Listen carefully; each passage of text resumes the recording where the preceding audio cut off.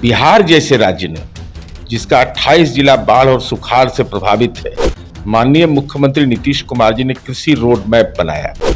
उसके नतीजे के रूप में कृषि कर्मण पुरस्कार मिला।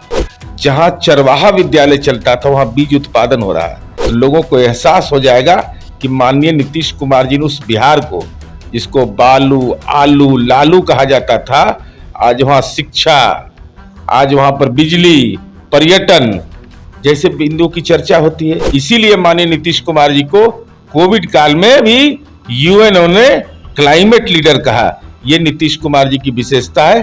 देश और दुनिया ने विभिन्न पुरस्कारों से उनको नवाजा है। 3 कृषि कानून को अब वापस ले लिया गया है, लेकिन बिहार में भी इस कानून को लेकर आंदोलन तो नहीं हुआ, लेकिन राजनीति अब तेज हो गई है। विपक्षी दलों का कहना है कि मुख्यमंत्री को इस मुद्दे को लेकर बोलना चाहिए और साथ ही हरिवंश सिंह के मुद्दे को लेकर भी माफी मांगनी चाहिए।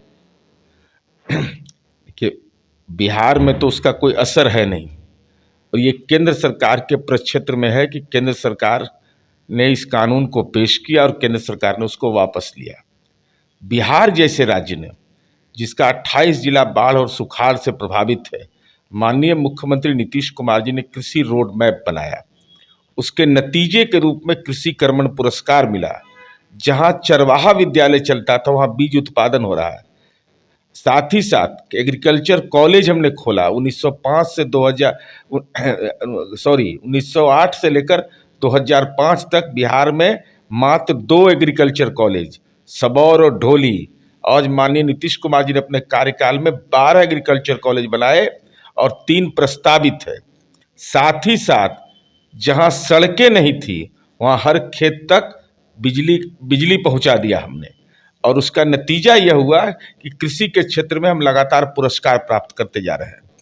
अब राष्ट्रीय जनता दल को आखिर हो क्या गया है? राज्यसभा के उपसभापति हैं, प्रख्यात पत्रकार हैं, बौद्धिक जगत के महत्वपूर्ण हस्ताक्षर है हरिवंश जी। संसद कार्य संचालन नियमावली से चलता है, राजनीति के एजेंडे से नहीं, ट्वीट के माध्यम से नहीं चलता है। तो हम तो यह जानना चाहते हैं, आपको भी मौका मिला था ना, किनको राज्यसभा भेजा? जो आर्थिक अपराध के मामले में जेल के अंदर गए, और माननीय नीतीश कुमार जी को मौका मिला तो बौद्धिक जगत के कैसे हस्ताक्षर को उन्होंने भेजा। वह भी कहाँ कि लोकनायक जयप्रकाश नारायण की जन्मभूमि सिताब दियारा के हरिवंश जी को हम लोगों ने भेजा, और प्रख्यात पत्रकार और साथ ही साथ जो उनके आलेख हैं वह नई पीढ़ी के लोग पढ़कर के आकर्षित होते हैं, उनके ऊपर में टिप्पणी करना, ये राष्ट्रीय जनता दल का बौद्धिक दिवालियापन दिखाता है। 15 साल बतौर मुख्यमंत्री नीतीश कुमार रहे हैं। आप लोग कार्यक्रम भी बना रहे हैं। 15 साल बेमिसाल, हालांकि 16 साल का कार्यकाल पूरा हुआ है। 9 महीने जीतन राम मांझी को छोड़ दें तो उसको किस तरीके से देखते हैं, और इस कार्यक्रम के तहत किन किन योजनाओं को खासकर आगे बढ़ाने की योजना है मुख्यमंत्री नीतीश कुमार के जो कार्य हैं? माननीय मुख्यमंत्री नीतीश कुमार जी का पारदर्शी व्यक्तित्व, नेतृत्व है हमारा, समावेशी विकास और 15 साल बेमिसाल। इसके लिए चर्चा का तो कितने बातों की चर्चा की जाए। अपना अपना गांव, ये गांव का बिहार है। अपने अपने गांव में विकास और उसके सामाजिक प्रभाव का लोग आकलन कर ले तो लोगों को एहसास हो जाएगा कि माननीय नीतीश कुमार जी ने उस बिहार को, जिसको बालू आलू लालू कहा जाता था, आज वहाँ शिक्षा, आज वहाँ पर बिजली, पर्यटन जैसे बिंदुओं की चर्चा होती है। यही बदलाव आया है। और सबसे महत्वपूर्ण विषय यह है कि राजनीति में ऐसे व्यक्ति का आना जो एक स्वतंत्रता सेनानी के बेटा, गांव के सरकारी विद्यालय से पढ़ करके पटना साइंस कॉलेज में पहुंचना, जो बिहार का प्रतिष्ठित महाविद्यालय था, इंजीनियरिंग की पढ़ाई पूरा करना और पढ़ाई में भी अव्वल रहना, और साथ ही उसके बाद सरकारी सेवा में चंद दिनों के लिए जाना। उसके बाद राजनीति को चुनौती के रूप में लिया, और चुनौती के रूप में लेने के बाद केंद्रीय मंत्री के रूप में अपना योगदान देना, और राज्य के मुख्यमंत्री के रूप में जो योगदान दिया, उसमें राजनीति की भीड़ में अलग, बिना दाग के पारदर्शी नेतृत्व इसी को कहते हैं। समावेशी विकास उसको कहते हैं जो समाज में बगैर तनाव पैदा किए न्याय के साथ विकास की अवधारणा, और 15 साल बेमिसाल।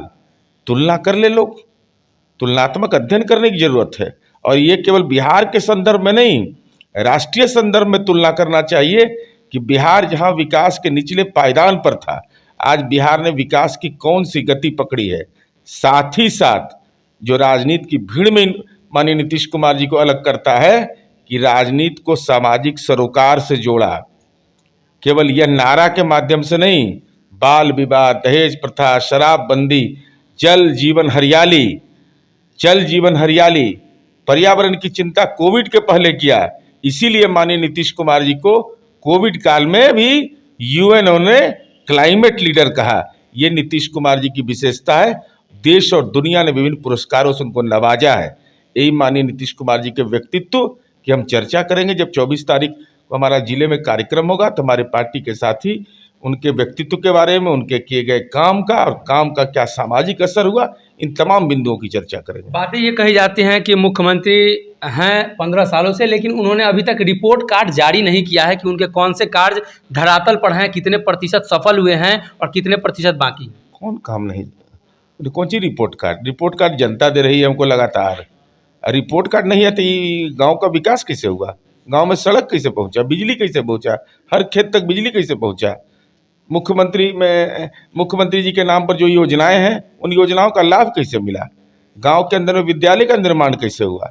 गांव में शिक्षक का नियोजन कैसे हुआ? आशा, ममता, न्याय मित्र, विकास मित्र, टोला सेवक, इस सारे लोगों का जो नियोजन हुआ वो कैसे हुआ? वह विकास जिसको दिखाई ना, हम तो कहते हैं गाँव देखिए। अब बहुत दूर देखने की जरूरत क्या है भाई? मंदिर है ना गाँव में, वो मंदिर में बिजली जल रहा है ना, ललटेन नहीं ना है।